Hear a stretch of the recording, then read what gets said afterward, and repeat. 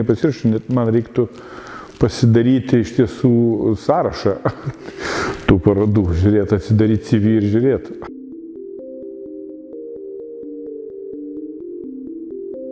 Man turbūt taip nusišypsojo laimė, kad iš tikrųjų Arkoje aš galėjau bent jau bandyti daryti kažkokius tai savo tokias įžvalgas, kas tuo metu man atrodė įdomu ir kas tuo metu galbūt aktualu tiek tapyboje, tiek galbūt toj šiuolaikiniai dailėje ir kokie ryšiai, saitai, kažkokia komunikacija tarp visų šitų dalykų vyks. Turbūt vaikystėje buvo toks susitikimas, amžinatilsį jau dabar mano tėvo ir Vytauto Valiaus mūsų namuose ir jisai kažkaip, jie ten bekalbėdami, aš aišku jau visko negaliu prisiminti, bet jie bekalbėdami kažkaip užkabino romantizmo tematiką ir man tada aš kažkaip išgirdau, kad Vytautas Valius sako, galbūt jauna karta auga, gal jie bus kokie tai naujieji romantikai. Ir tas matyt nusėdo ir taip praėjus, nežinau, turbūt 20 metų vėl buvo išnirę. Man pasirodė, kad labai būtų įdomu panagrinėti, pavyzdžiui, o kiek tapyboje yra tiesiog romantikos, arba ar yra kažkoks naujas romantizmas iš tuo laiko dailėje. Tai ir nuo to kažkaip prasidėjo. Pats turbūt toksai viena iš pirmųjų parodų, tai buvo paroda Be potėpio. Ji prasidėjo 2008 metais. Prasidėjo, tai prasme, tas toks visas ciklas paskui parodų. Galbūt dabar jau taip kaip mintis kiek grįžta dar, tai buvo toks galbūt pirmasis buvo iš vis naujos romantizmo taktikos. Tai turbūt tas buvo pats pirmasis. Tai jis turbūt metais atgal, tai kokie galbūt 7 arba 6 metai. Paskui buvo ir nerimo būsena, ir stop kadras, ir mimikrija su kamufliažu, ir remiksas, visą eilę kitų parodų, kurios ir buvo, tam tikra prasme, buvo tokie tyrimai, tapybos tyrimai, susiję su kažkokiom kitom medijom, kažkokiom kitom struktūrom. Ir tas buvo, ir buvo įdomu. Pačios parodos, tai turbūt gimė iš tokio galbūt dalinai nepasitenkinimo situacija. Nes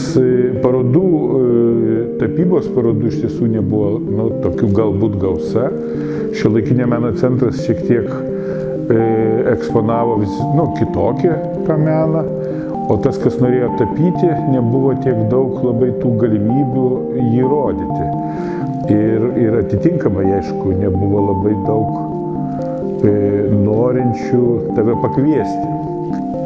Ir aišku, mano ta tyrimų sritis galbūt labiau buvo man pačiam įdomi ne tiek tos tradicinės tapybos arba to laikotarpio tapybos tyrinėjimai, o daugiau tokių tapybos tam tikrų paraščių tyrimas. Tai yra, kad tai būtų iš tiesų išliktų dar tapybos kūriniai, bet kartu jie prisiliestų galbūt net ir prie kitų medijų, arba jų siužetai, struktūros būtų šiek tiek kitokios negu tiesiog stačiakampio tapybos paveikslo.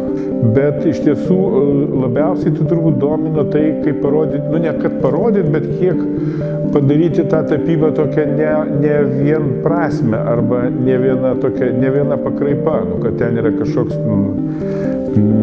tiesiog vaizdas, kuris, arba ten gamtos vaizdas ir taip toliau. Norėsiu šiek tiek visais atvejais šiek tiek konceptualizuoti, bet labiausiai turbūt norėjusi parodyti tokią įvairovę, nes tapyba dabar tai vėl labai gyvena mano galva gerus metus ir šiuo laikotarpiu absoliučiai nėra jokios bėdos, kokia tu medija bekurtum, ar tu ten video darai, ar tapyba, jos kažkokios tam tikra prasme, jos tokios lygiavertės.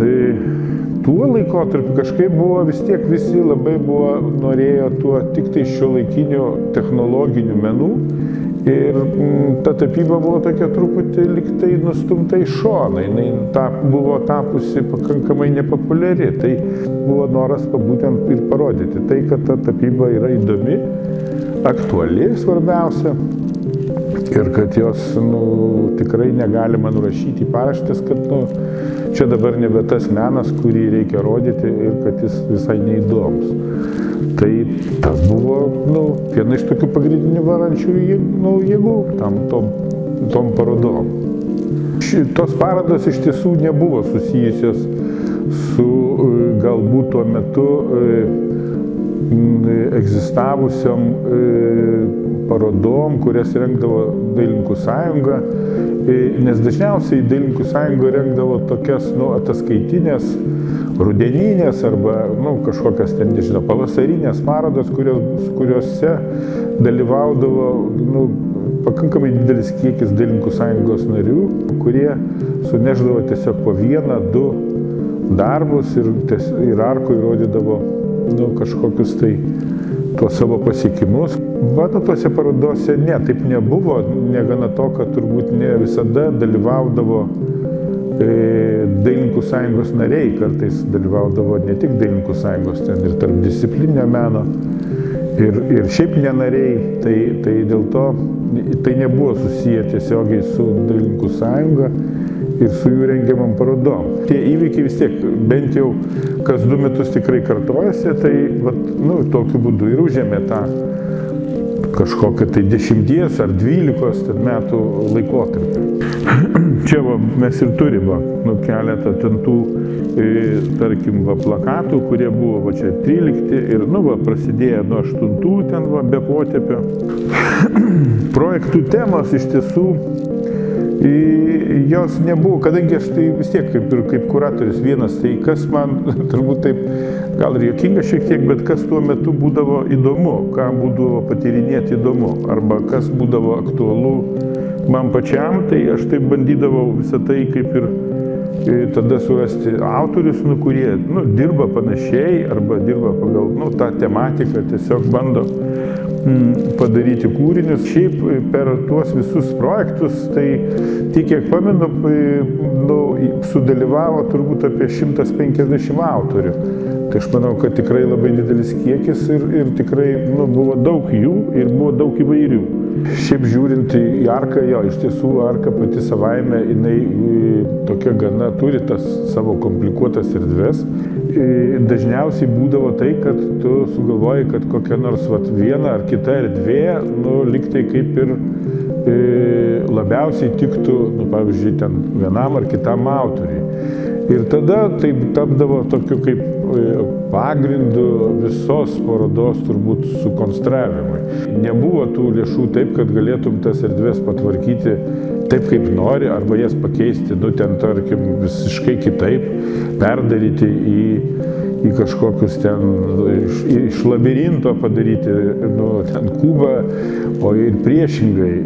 Tai dėja, paskui per tam tikrą laiko tarpą, jau darant ten kuo toliau, tuo vėliau, ta fantazija šiek tiek, aišku, blėso. Ir dėl to galbūt irgi tai buvo viena iš priežasčių, kada jau teko turbūt sustoti ir stabdyti, ir kad jau užtenka ir gana, nes jau nieko pasakyti daugiau negali.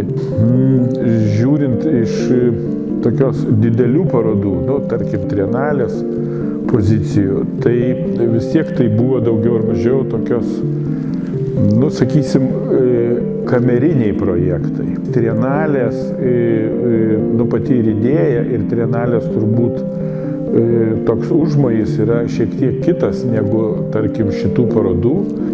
Jų vien, sakysim, apimtis, dydžiai, galimybės skyrėsi nuo šitų parodų. Bet aš galvoju, kad jos užėmė tam tikrą nišą liktai tokiam patyrinėjimui, net ir tos, kas organizavo trienales. Nes trienalė tai jinai yra tokia vis tiek daugiau ar mažiau toks atspindys tokio viso regiono, nu, tarkim, kažkokių tai krypčių, naujovių ir taip toliau. Tai jų, sakykim, tas toks, nu, vis tiek užmojis yra visai kas kita ir tu ten tam tikrą prasme galėdavai ir sužinoti, ir tam tikrą prasme, nu taip juokinga, bet pasigalinėti su kitom ten šalim, kitais autoriais ir visai kitokio mąstymo kūrėjais. Čia toks buvo, nu, kaip sakyt, laboratorija, nu, arba bandymas kažkaip patyrinėti, nu, nedideliai parodoj, bet kaip tie vienoks ar kitoks ten autorius tarpusavyje sąveikauja. Tai tokia gal buvo tokia bazė, kurioje, nu, galima buvo aptarti tapybinės kažkokias aktualijas to laikotarpio. Nu, bent jau galvose, jeigu nebūtinai diskusijų metu.